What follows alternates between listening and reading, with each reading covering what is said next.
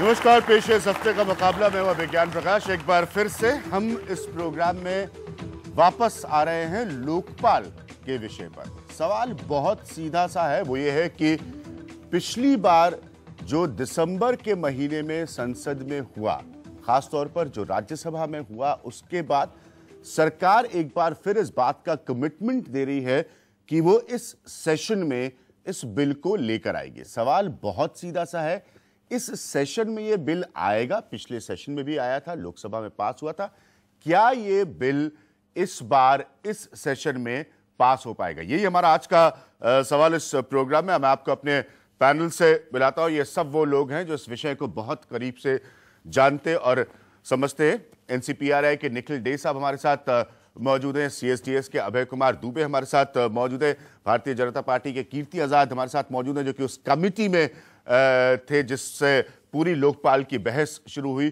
कुमार विश्वास साहब हमारे साथ मौजूद हैं, जो कि अन्ना की टीम को रिप्रेजेंट करते हैं। रेणुका चौधरी हमारे साथ मौजूद हैं, जो कि कांग्रेस पार्टी को रिप्रेजेंट करती हैं। और कुछ देर बाद मेरे साथ मेरे पॉलिटिकल एडिटर मनोरंजन भारती होंगे, जिनसे हम जानने की कोशिश करेंगे ये जो सियासी समीकरण है पार्लियामेंट के, जिस पर सब कुछ अभी भी निर्भर करता है, वो किस तरह से चेंज हो सकते हैं। मैं इस चर्चा की शुरुआत कीर्ति आपसे करूंगा।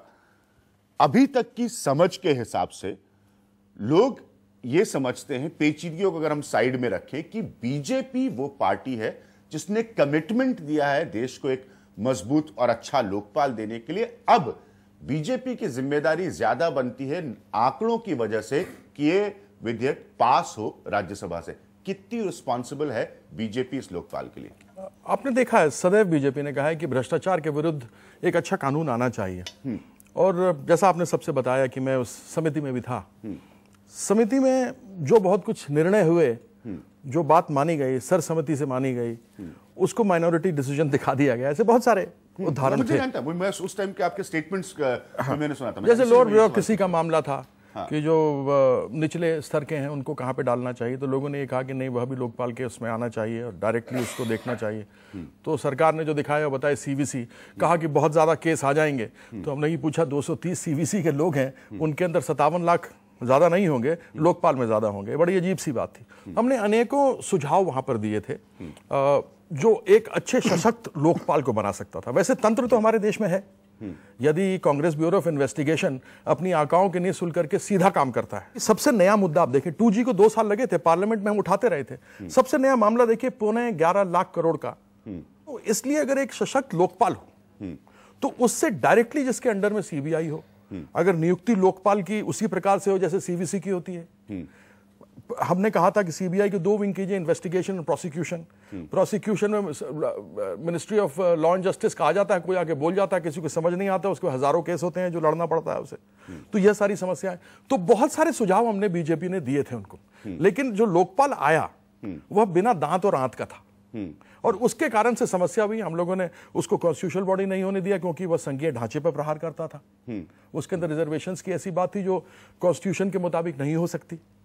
ये कोई रिजर्वेशन के विरोध में नहीं है, लेकिन अगर आपको करना है तो संविधान में संशोधन कीजिए और ले आइए, कोई समस्या वाली बात नहीं है। तो ऐसे बहुत सारे मुद्दे थे जो हमने देखा। राज्यसभा में उनकी स्ट्रेंथ नहीं थी, तो उन्होंने उसको पारित होने ही नहीं दिया, कहा 12 बज गया, खत्म करो।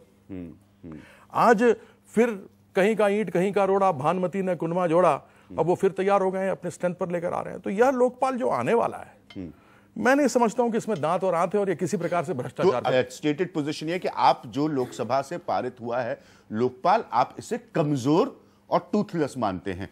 तो फिर इस वक्त जब सरकार इसको लाने की बात कर रही है राज्यसभा में, आपको लगता है बीजेपी को इसका समर्थन करना चाहिए? बहुत क्रूशियल है बीजेपी के नंबर। आवश्यकता ही नहीं है किसी को समर्थन करने की। देखिए अभिज्ञान, सीधी बात है, संकल्प और शक्ति 2 अलग अलग शब्द हैं। जो मजबूत लोकपाल इस देश को चाहिए वो संकल्प से बनेगा, शक्ति से बनेगा नहीं। कांग्रेस सरकार जो केंद्र में है वो देश को आंकड़ों में उलझाना चाह रही है। पिछले 1.5 साल से उनकी स्ट्रेटेजी है कि वो किसी तरीके से मेन फोकस हटाएं। लेकिन सलाम दोनों हाथों से इस देश की जनता को, जिसने पहली बार आजादी के बाद एक मुद्दे को केंद्र में रखा है। और आश्चर्य की बात है कि लोग वक्त समझ जाते हैं, लेकिन अभी चुनाव परिणाम देखने के बाद भी नहीं समझ रहे हैं। चाहे वो दिग्विजय सिंह जी का दैनंदिन प्रलाप हो, चाहे कोई और कार्यक्रम हो, चाहे टीम अन्ना के ऊपर हमले हो, पिछले 1.5 साल से स्ट्रेटेजी ये है कि मुख्य मुद्दे पर ना आ जाए। जो कीर्ति भाई अभी कह रहे हैं कि सीबीआई किसके पास जाएगी, जो ये कह रहे हैं कि उसका रिमूवल कैसे होगा, जो कह रहे हैं कि अपॉइंटमेंट कैसे होगा, इन मुद्दों पर आम आदमी बात करने लगा। ये बच्चे आपके पीछे बैठे ये बात करने लगे हैं कि कैसे बनेगा लोकपाल, क्या प्रधानमंत्री कार्यालय उसके अंदर होगा कि नहीं होगा। इन पर बात नहीं करनी है, तुम्हारे नंबर कितने, मेरे नंबर कितने, इससे बात ही नहीं होनी है।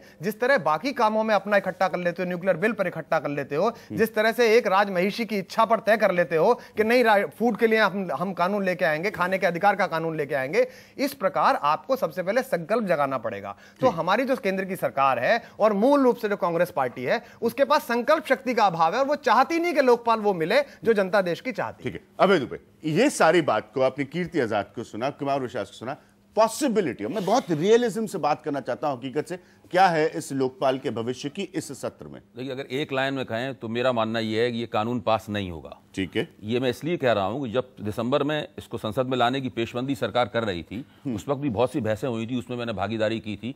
उस वक्त भी मैंने कहा था कि इस बिल के लाने के पीछे की जो राजनीति है उसको समझना चाहिए और उसको रेखांकित करना चाहिए। वो प्लान ए और प्लान बी में बटी हुई है। प्लान सरकार एक ये था सरकार का कि अगर इस बिल को किसी न किसी तरीके से दोनों सदनों में हम पास करा दें, जो भी हम बिल लाए, कितनी भी उसकी आलोचना होती रही, टीम अन्ना आलोचना करे, विपक्ष आलोचना करे या मीडिया स्वतंत्र रूप से प्रेक्षक आलोचना करें, वो पास हो जाए। और पास हो जाने के बाद में फिर सरकार कहेगी हमने तो कानून बना दिया, और फिर बहुत मुश्किल होगा इस मुद्दे के ऊपर नए सिरे से एक बहुत बड़ा जन समर्थन जुटाना। ठीक है, पहली योजना ये थी। दूसरी योजना ये थी कि अगर ये किसी तरह नहीं पास हो पाता है तो उसका ठीकरा हम विपक्ष के माथे पर फोड़ देंगे कि भाई उसने नहीं पास होने दिया, बीजेपी बीजेपी के ऊपर हमने नहीं पास होने दिया, और आगे चुनाव होने वाले थे 5 राज्यों में, तो सरकार की पूरी तरीके से रणनीति थी कि इस भ्रष्टाचार के मुद्दे पर हम इस तरह से पूरा राजनीतिक खेल खेलेंगे। और वैसा ही जैसा मैं इसलिए नहीं कि मैं सोच रहा था ऐसा हुआ, लेकिन मेरा मानना है जैसा मैं सोच रहा था वैसा ही हुआ। ना ये उस वक्त बिल ना पास हो पाया राज्यसभा में, और ना ये अब पास हो पाएगा। अगर सरकार इसको राज्यसभा में पास करा लेती है तो मैं फिर कहूंगा कि ये उसकी प्लान ए की जीत होगी, और दोनों ही हालतों में भ्रष्टाचार के खिलाफ कोई खास नहीं हो पाएगा।